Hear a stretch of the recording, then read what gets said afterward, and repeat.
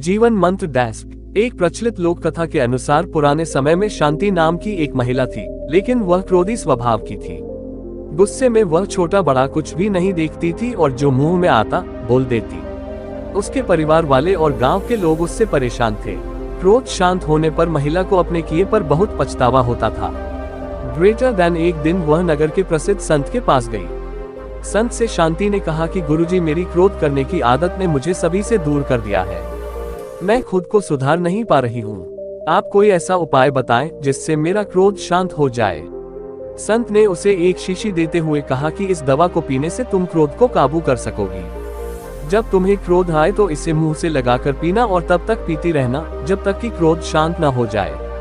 1 हफ्ते में तुम ठीक हो जाओगी। शांति ने क्रोध आने पर उस दवा को पीना शुरू कर दिया। 1 सप्ताह में ही उसका क्रोध कम होने लगा था। खुश होकर वह संत से मिलने पहुंची। ग्रेटर देन महिला ने संत से कहा कि गुरुदेव, आपकी दवा ने चमत्कारी रूप से मेरा क्रोध कम कर दिया है। कृपया इस दवा का नाम बताएं। संत ने शांति से कहा कि उस शीशी में कोई दवा नहीं थी, सामान्य पानी था।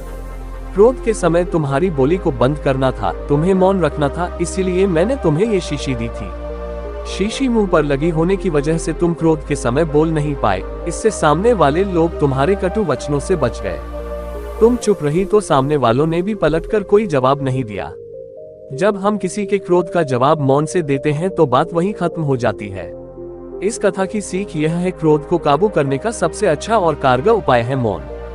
क्रोध आने पर अगर हम मौन रहेंगे तो हम कटु वचन बोलने से बच सकते हैं।